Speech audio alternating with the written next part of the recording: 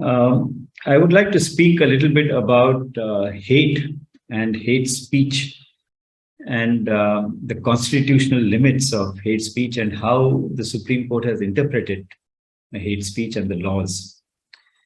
We all know that under our fundamental rights chapter of the Constitution, Article 19 gives all of us, everybody, the fundamental right to free speech and expression. And this has been expanded by the Supreme Court many years ago in the 1950s to freedom of the press. So it is not only that individuals have the freedom of speech and expression, but also newspapers, magazines, they also have the freedom of speech and expression. This is Article 19(1) of the Constitution, 19(1)(a). Now, Article 19(2) provides a limit to free speech. It is not that, because we have the fundamental right to free speech, anybody can say whatever he or she wants. There are certain limits. And we are really concerned with 2 or 3 aspects of this. One is about public order, because that is something which is being used a lot to curb free speech. Not so much as sovereignty and integrity of India or the security of the state, but really public order is being mentioned as one of the reasons for curbing free speech. Also, another reason is to prevent incitement to an offense. So you can't say that, kill somebody. Although I think we have found in the recent past that to say goli maro seems to be quite all right. But that's one of the unfortunate aspects of all this. How do we define public order? The Supreme Court has again dealt with the issue of public order or the definition of public order long time back. In the 1960s, they had dealt with the issue of public order. So what the Supreme Court says is that you imagine 3 concentric circles. The largest circle is that of law and order, which is something that we all know. If there's a theft or if there's a murder or if there's some other crime, that's an issue of law and order. So that would be the larger circle. Within that, you have a smaller circle, which is public order. So just because something is a law and order issue, it does not mean it's a public order issue. So there are a few things which could fall within the category of public order, but not everything, although it may fall within the category of law and order. Then the third concentric circle is an even smaller circle, and that is security of state or sovereignty and integrity of India. So it is under this third category that you have something like the National Security Act, or during the emergency, you had the Maintenance of Internal Security Act, NISA. So that is a very narrow sort of a thing, where the sovereignty, integrity of India or the security of the state is involved. So public order really is not a law and order issue, but it is something much more than a law and order issue. Something like a riot, for example, would be a public order issue. Now, how has the Supreme Court actually dealt with the issue of hate speech, which we have found in the last couple of years, taking center stage, so to speak? Issues of free speech. Can I say something which will offend somebody else? What are the limits for my speech? What can the state do if I transgress that limit? What is that limit? These are issues that have been arising in the recent past. The first such case that was taken up by the Supreme Court was in 2004. In one sense, it was an important decision. What had happened in that case was that Praveen Togadia, who was known at that time for giving speeches which would incite or inflame communal passions, He had wanted to go to Karnataka to give some speeches. He was invited to Karnataka to give some speeches. And the district authorities prohibited his entry. They said, no, we cannot permit you to give speeches over here because of the background that you have been giving these communally inflammatory speeches. And there could be a public order issue in the sense that communal passions will be inflamed, and then there could be riots and so on. So they said that there would be a public order issue if you are allowed to speak on, given the background of your speeches in the past. This was challenged by Praveen Togadia. It was set aside by the Karnataka High Court. Then the state went up to the Supreme Court, and the Supreme Court said that the restriction is reasonable. Because of the background, it is known that he has been giving these communally inflammatory speeches, and that there is a possibility, a real possibility of a public order issue. And therefore, the state was, or the district authorities were well within their rights to prohibit his entry so that he does not make these speeches which creates a public order issue. The next case of some importance came in 2014. That was a case filed by an organization called the Pravasi Bhalai Sangathan. Now, this was with regard to politicians making inflammatory speeches. And to me, it seems that this is a very important case because it lays down, certain principles, certain guidelines within the judgment, not formal guidelines. Supreme Court said we are not going to frame formal guidelines, but they did say that there are enough laws to tackle hate speech, and we don't need any further laws on this. The problem is not that there is a shortage of laws. The problem is that these laws are not being effectively executed or effectively implemented. Some of the laws are the IPC, for example, Section 153A. You have the Protection of Civil Rights Act. You have the Representation of the People Act. You also have the Scheduled Castes and Scheduled Tribes Prevention of Atrocities Act. So you have these laws which are in place, but they are not being effectively implemented, or they are not being properly implemented. That is one aspect. So because we have these laws, we don't think, that's what the Supreme Court said, we don't think it is necessary for us to lay down any guidelines. You just have to, proceed in accordance with law. And nevertheless, the Supreme Court did provide some kind of a working definition. This was really the first time when a sort of a definition was provided by the Supreme Court as a working definition, not that this is hate speech and this is not hate speech. That's not what the Supreme Court said. They said that we are providing you a working definition and you have to build on that. The legislature, parliament has to build on that. But what is important about this judgment is that they recognized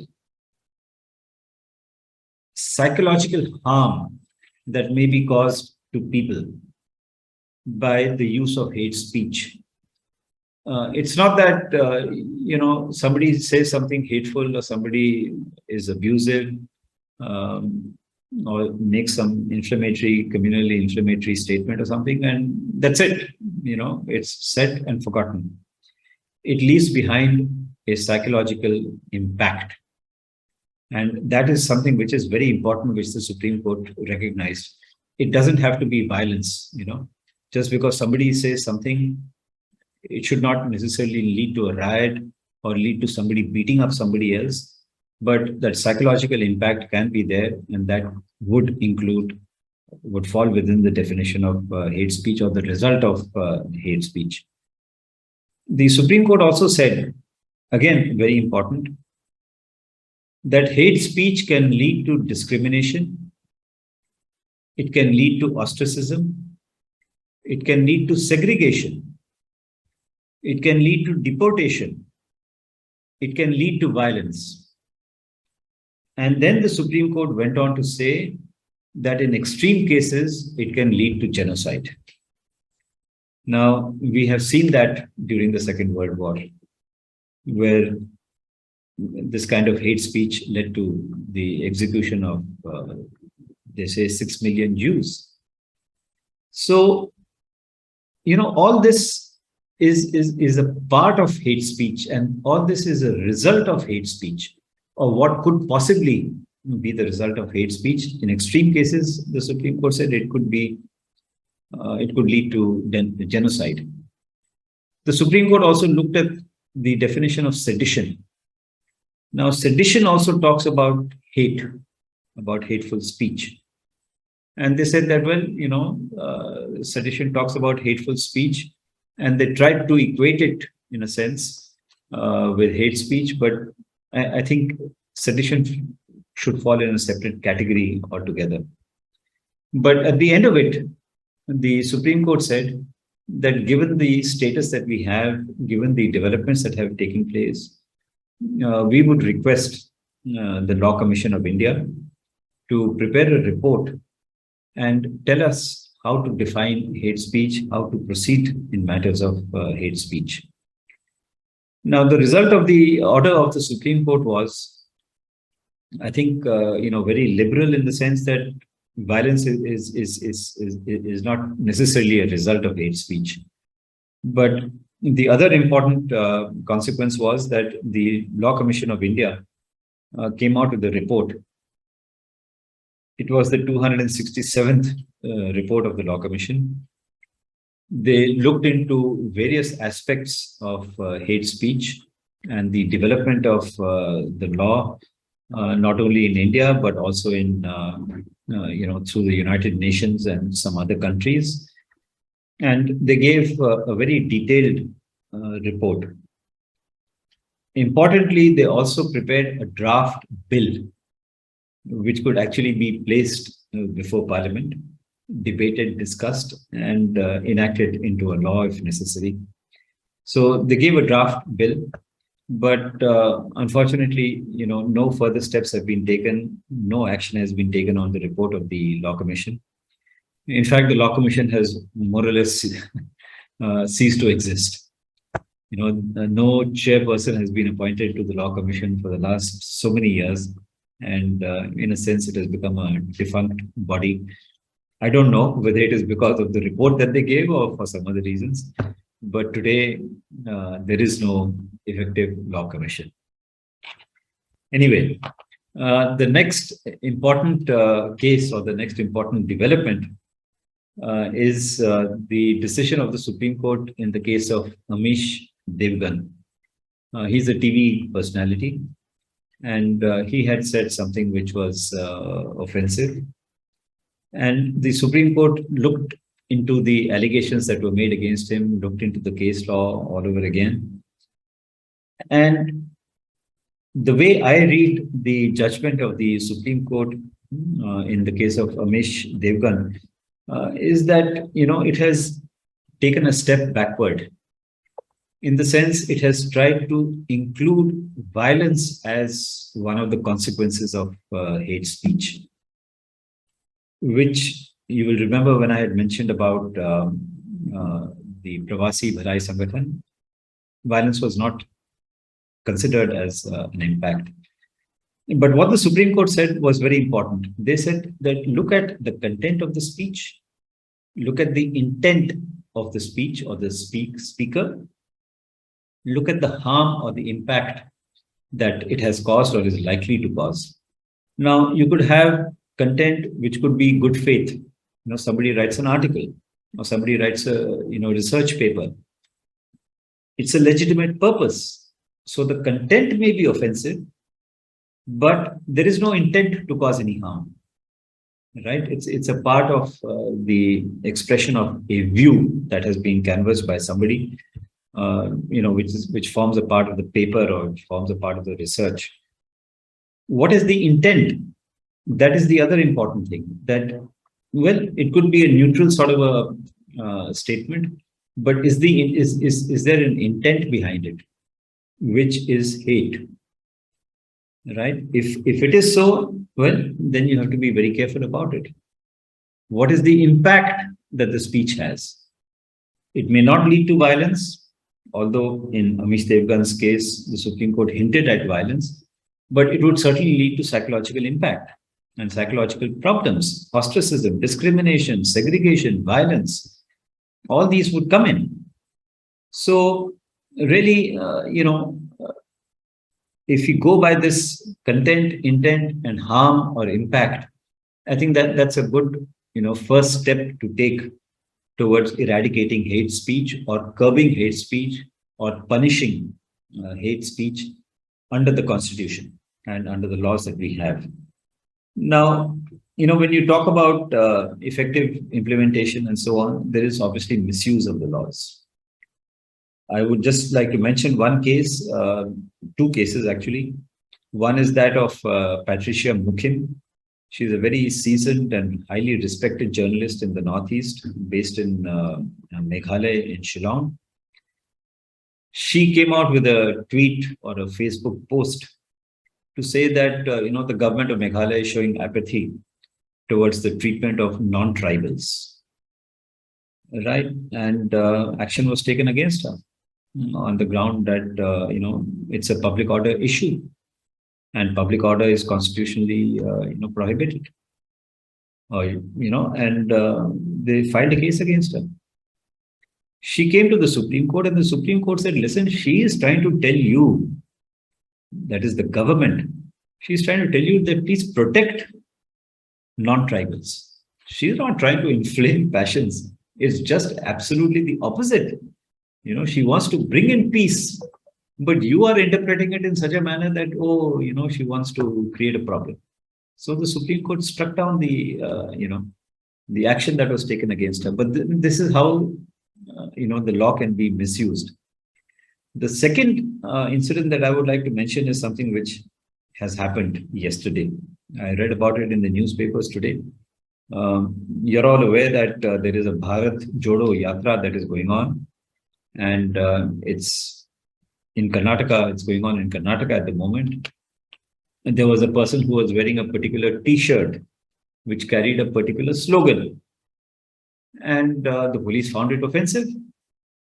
And they beat him up. Why? Because it is offensive, right? It may not be hate, but it is offensive. And according to newspaper reports, charges have been, brought against him, not formally in a court, of criminal intimidation. Now, under Section 507 of the IPC, I don't see how that is possible. So the whole purpose of this is to somehow or the other avoid dissent, avoid disagreement.